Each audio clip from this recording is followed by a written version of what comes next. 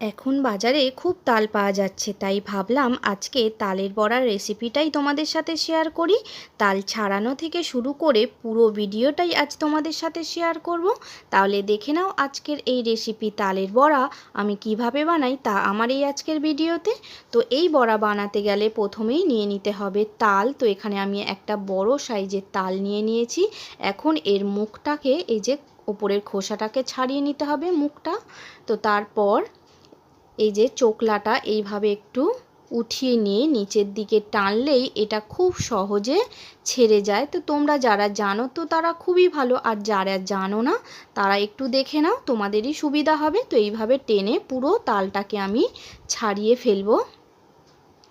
তো দেখো তালটা ছাড়ানো হয়ে গেছে। এখন মুখের কাছটা একটা শক্ত অংশ থাকে, সেটাকে তোমাদের ফেলে দিতে হবে। এই যে হাতের সাহায্যে আমি 3টে আঁঠি ভেঙে ফেললাম। এখন এই যে দেখো, এই যে শক্ত অংশটা ফেলে দিলাম।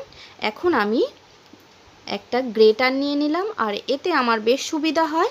তো তোমরা যদি না জেনে থাকো, তোমাদের যদি সুবিধা হয় এই বড় গ্রেটারের সাহায্যে তোমরা এরকমভাবে তালের পালটাকে বের করে নিতে পারো, দেখবে খুব সহজই হবে। তো এতে আমার খুব সুবিধা হয়। আর তোমরা কিসে তাল গোলো সেটাও আমাকে কমেন্টে জানিও। তো দেখো আমার পুরো তালটা গোলা হয়ে গেছে। এখন আমি এই তালটা নিয়ে চলে এসেছি, এটাকে ছেঁকেও নিয়েছি একটা ছাঁকনির সাহায্যে, কিংবা তোমরা পরিষ্কার যে কোনো কাপড় দিয়ে এটাকে ছেঁকে নিতে পারো। তারপর আমি এই তালের মধ্যে দিয়ে দিলাম 400 গ্রাম মতো ময়দা, আর এখন দিয়ে দেব এর মধ্যে চিনি।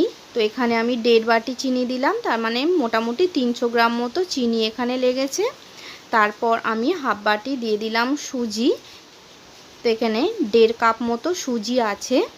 দেওয়ার পর আমি একটু 1 কাপ আতপ চাল, গোবিন্দভোগ চাল আমি আগে থেকে ভিজিয়ে রেখেছিলাম। তো এই চালটা এখন মিক্সিতে গুঁড়ো করে নেব। আর চালটা দেওয়ার জন্য তালের বড়ার স্বাদটা হয় খুব ভালো, আর হালকা মুচমুচেও হয়। তো এখন সেই আতপ চালের গুঁড়োটাও দিয়ে দেব 1 কাপ মতো। দেওয়ার পর এর মধ্যে এখন দিয়ে দেব আমি নারকেল কোড়া। তো একটা নারকেলের অর্ধেকটা আমি এর মধ্যে দিয়ে দিলাম। দেওয়ার পর দিয়ে দিলাম সামান্য একটু নুন। তো এটা মিষ্টি জিনিস যেহেতু বেশি নুন দিলে এটা ভালো লাগবে না, নুনের পরিমাণটা একটু সামান্য দেবে। আর দিয়ে দিতে হবে 2 চামচ মতো মৌরি। আর এই মৌরির জন্য দেওয়ার ফলে বড়ার টেস্টটা হয় খুব সুন্দর, আর সেন্টটাও হয় খুব সুন্দর। তো তোমরা মৌরির বদলে এখানে এলাচ গুঁড়োও দিতে পারো। এখন খুব ভালোভাবে এটাকে মাখিয়ে নিতে হবে। তো এখানে মনে রাখতে হবে কোনো রকম জল এখানে ব্যবহার করা যাবে না। তো তালের যে পালটা আমরা বের করেছি, সেই তালের পালের মধ্যেই কিন্তু পরিমাণ মতো ময়দা দিয়ে তোমাদেরকে এটা ভালোভাবে মেখে নিতে হবে। তো এখানে যদি তোমাদের ময়দা কম পড়ে, তোমরা এখানে একটু চালের গুঁড়ো কিংবা ময়দা ব্যবহার করতে পারো। তো ব্যাটারটা ঠিক এরকম হবে, খুবখানটা পাতলা নয়। এই যে দেখো মাখছি, তোমরা দেখেই বুঝতে পারবে একটু থকথকে মতো। এইভাবে খুব ভালোভাবে মেখে নিতে হবে। খুব ভালোভাবে মাখা আমার হয়ে গেছে। এখন এখানে কড়া বসিয়ে দিয়েছি, আর কড়াটা গরমও হয়ে গেছে।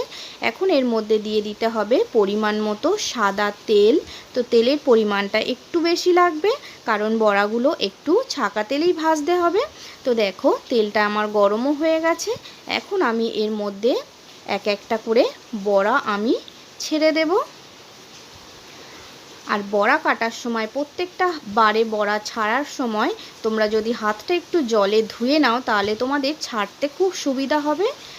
তো দেখো সব কটা বড়া আমার ছাড়া হয়ে গেছে। এখন এক পিঠটা হয়ে গেলে এটাকে একটু উল্টে দিতে হবে।